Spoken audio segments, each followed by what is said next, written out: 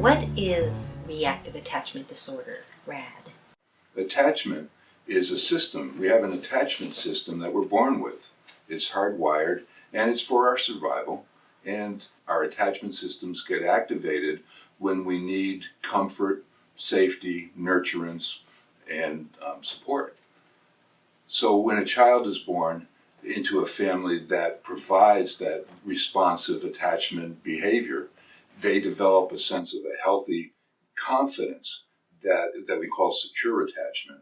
And that healthy confidence means when I'm in need, help will be on its way.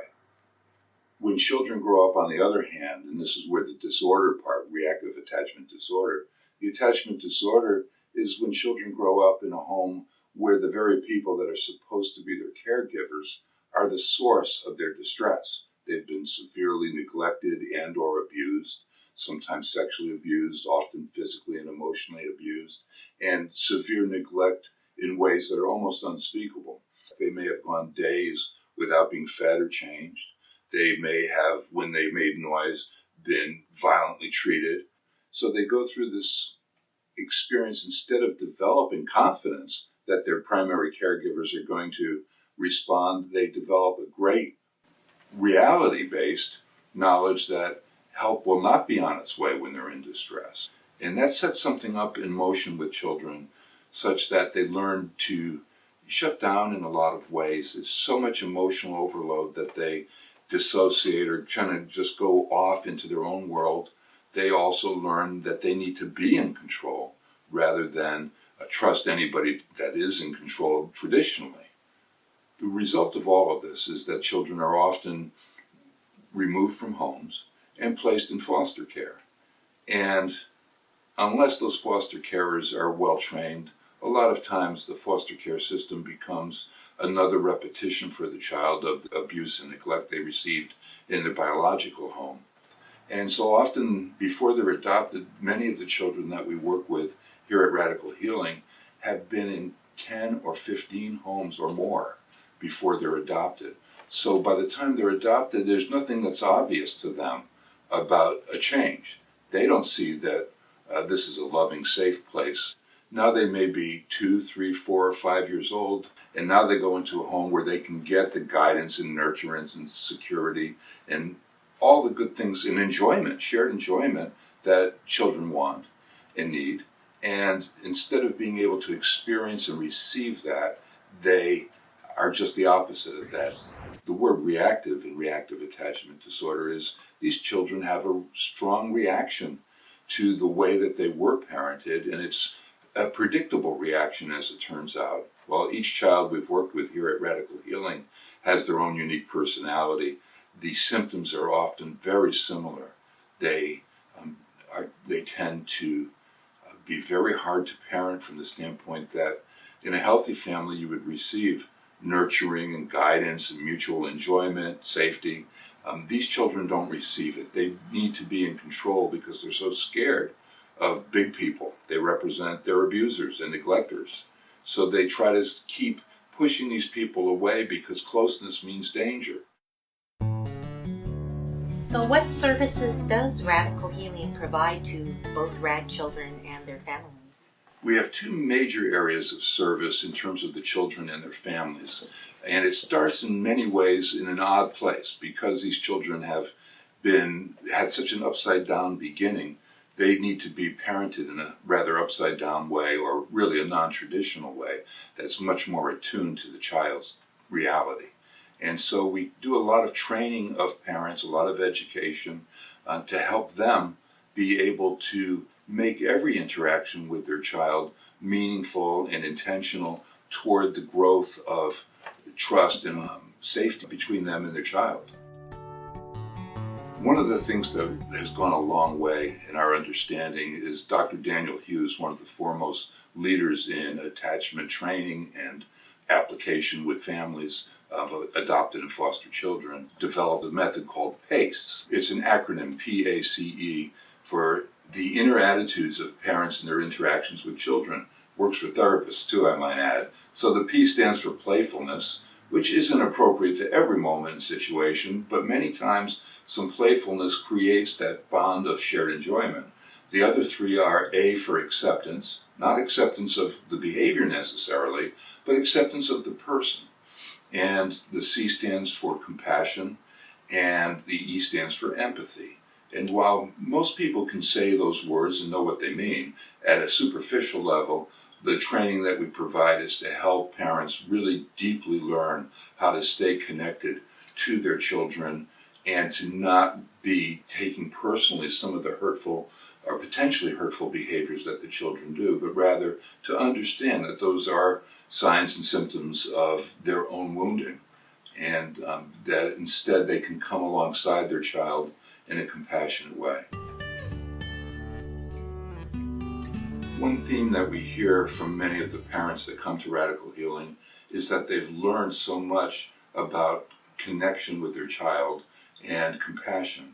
And one of the phrases that I've really borrowed from Marshall Rosenberg, my mentor, is connection before correction. And it's so understandable that parents want to fix. They want to solve the problem. The child says, "I'm so angry because you gave me chicken soup." And the parent thinks they've got to have a discussion about chicken soup and how healthy it is. And all they need to do is hear their child and let them know, "Oh, you really wish that you had something else," or "This is really hard for you right now to enjoy this soup." They don't have to even change the soup and offer three other things. They just have to acknowledge what's alive emotionally in their child at any given moment. "I hate you and I hate this family and I want to go away. You're all mean." That comes out a lot. We hear that. And when the parents learn not to get into a discussion about what's good and what's mean and so on, but rather just to empathically connect with their child and say, "That must be so hard for you. If I felt that I was in a mean and terrible family, I'd be upset too." And so in that way, they really connect. And the child, knowing that they've gotten connection, it's amazing how they're able to blossom in the atmosphere of deep connection, deep empathy. So the radical and radical healing is really a play on words at two levels. One is the RAD at the front, of course, but the other is that the word radical comes from the Latin root word for the root. So it's a play on words that it's healing at the root level. And what most of us as parents have grown up with and learned as children ourselves is to deal with behaviors. And what we're saying is, let's look at what causes the behaviors and let's interact with that, because the children's wounding happened at a pre-verbal level when they were very young in most cases. And so we really connect with them at a pre-verbal level. We're not going into long dissertations about the nature of sadness or anger or chicken soup. We're talking about how distressed they are, and we're meeting them there and understanding their feeling, not arguing against it. And amazingly, family after family sees that kind of connection, starts to open trust in their child, and they start to develop what hadn't been developed beforehand, a real trusting attachment. While it's important to train the parents about how to interact with their children, it's also important that you are educating and training professional service providers. Why is that so? That's the second part of what we do, is we reach out to professionals in the community that have a natural connection with these children, in the sense of, for instance, educators, and learning how to recognize and how to interact with somebody in the classroom who has reactive attachment disorder, and how to distinguish that from many of the other things that show up in children across the spectrum of the people they educate. So we work with educators, providing presentations, workshops, and practice for them to become competent in their interactions with our children with RAD. We also, as a group of therapists, go out to individual education plans, IEPs, that the schools have for the children that need special services, and certainly our children with reactive attachment disorder qualify for those services. And so we have a chance to educate the educators in that setting as well, in a very real in vivo setting. And what about therapists? Why do they need to know about RAD? What we found is that therapists know very little about RAD in general. And I would start with myself and say I've been a therapist for over 30 years now. And for the first 20 years, if you had asked me if I had treated or seen any children with reactive attachment disorder, I would have said no. And I would have been wrong, but I would have said no because I was so unaware of what it looked like and what it meant, and the signs that would manifest in children.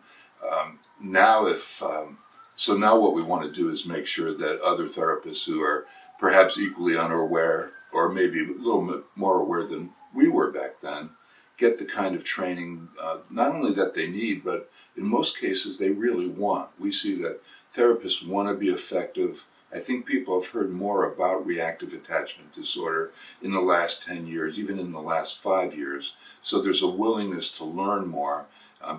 Traditionally, people heard that reactive attachment disorder was very rare and very difficult to treat. So that combination, most therapists understandably thought they didn't have to treat it and didn't want to treat it.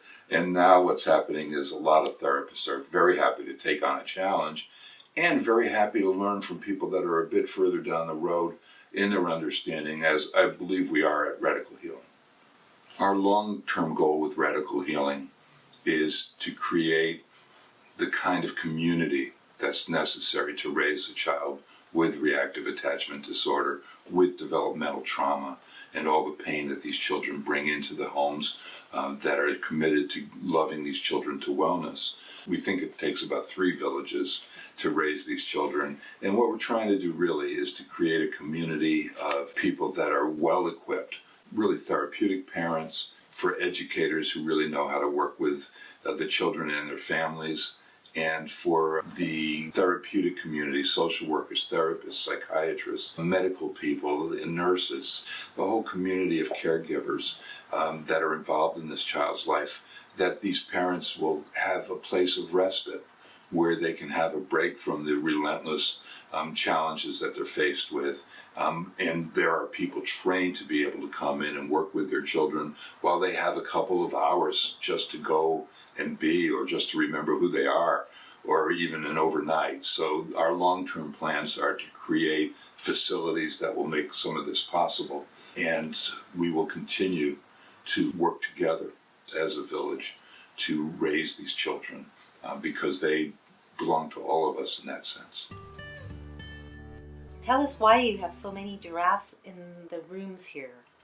We use giraffes as a symbol here because if you look at the design of a giraffe, you see that it has such extremities. It has the largest heart of any land animal. And what we use the giraffe as a symbol for is speaking from the heart. And we teach the children and their parents how to speak in terms of their needs and their feelings, rather than blame and right and wrong and criticism and judgment and analysis or demand. We humans don't do so well with demands and judgments, but if we can hear things from the language of need and feeling, the opposite of that, we do have one jackal in the room, and it's a skull that is the other language, the language up here of our angry, judgmental thoughts and demands. And so we've got jackals on the one hand, and many of us were raised in jackal-speaking cultures where criticism and demands and judgments were the order of the day. And so we're teaching people to shift to the language of the heart or the giraffe.